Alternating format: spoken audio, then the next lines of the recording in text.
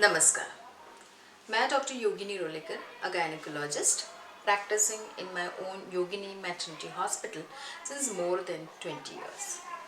दोस्तों, हमने अगले वीडियो में देखा कि ऐसी कौन सी निशानी है जिसको हम अनदेखा नहीं कर सकते। जब आप प्रेग्नेंट हो और आपको ब्लीडिंग हो तो ये एक ऐसी निशानी है कि आपको तुरंत डॉक्टर के पास संपर्क करना है और आपको हॉस्पिटल में तुरंत जाना है और जो कुछ डॉक्टर आपको एडवाइस देंगे उसको फॉलो करना है। आप ये जानेंगे कि क्यों होती है ये ऐसी ब्लीडिंग, कौन से कारण हैं। तो दोस्तों, ये कारण अलग अलग होते हैं।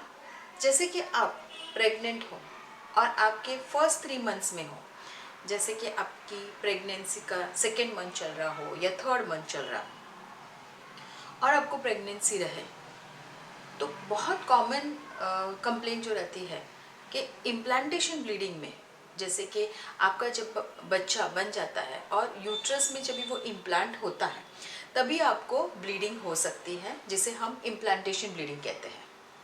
ये इम्प्लांटेशन ब्लीडिंग बहुत कॉमन है और उससे डरना नहीं है। तो भी आप कंफर्म करने के लिए आप अपने गायनिकोलॉजिस्ट के पास जा सकते हैं और उसको कंफर्म कर सकते हैं। फर्स्ट ट्राइमेस्टर में एक दूसरा प्रॉब्लम होता है जिसकी वजह से ब्लीडिंग हो सकती है और वो है इक्टोपिक प्रेगनेंसी, जो खूब जानलेवा हो सकती है। इक्टोपिक प्रेगनेंसी एक ऐसी प्रेगनेंसी है कि आपका जो शिशु बन रहा है वो यूट्रस में इम्प्लांट नहीं होकर यूट्रस के आजू बाजू में इम्प्लांट हो जाता है। जैसे कि जो कॉमनली देखा जाता है वो ट्यूब्स के अंदर फैलोपियन ट्यूब में इम्प्लांट हो जाता है और जब वो फैलोपियन ट्यूब में इम्प्लांट हो जाता है तभी आपको ब्लीडिंग भी होगी और साथ में थोड़ा सा पेन भी होगा। ये प्रेगनेंसी बहुत ही जानलेवा है और उसके अंदर आपको सोनोग्राफी डिटेक्शंस, और ये प्रेगनेंसी एक बार कंफर्म हो जाती है तो उसको निकालना बहुत ज़रूरी है आपके लिए और आपको बचाने के लिए।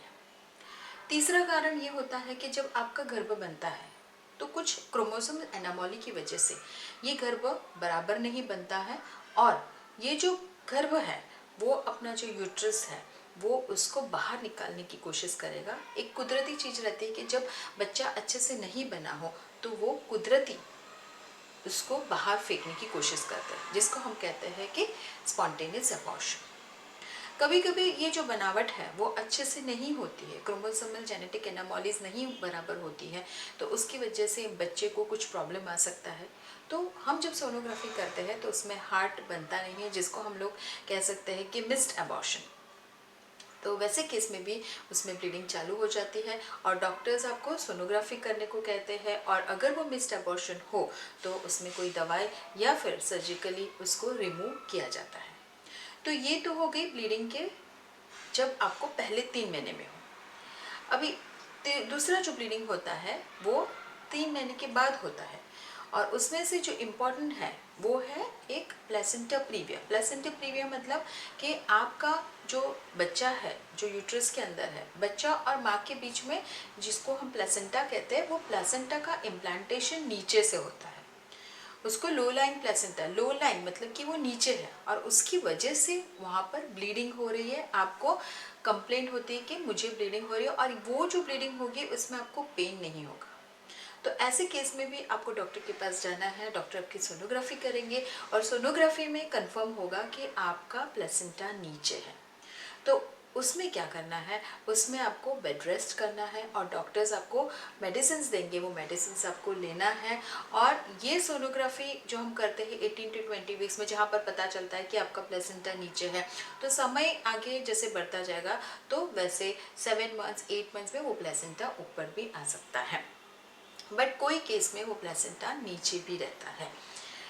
दूसरा एक रहता है कि कभी कभी जो प्लेसेंटा होता है वो सेपरेट हो जाता है।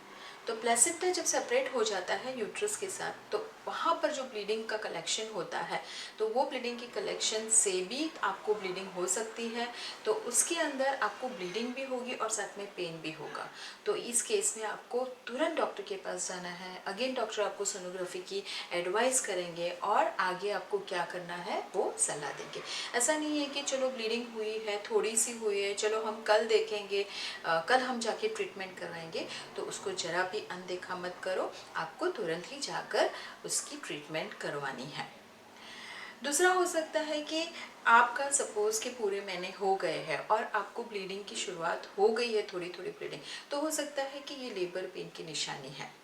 तो आपको अगेन जैसे मैंने बताया, आपको डॉक्टर के पास जाना है, डॉक्टर एग्जामिन करेंगे और आपको कहेंगे कि शायद आप अर्ली डिलीवरी पेन में आ चुके हैं।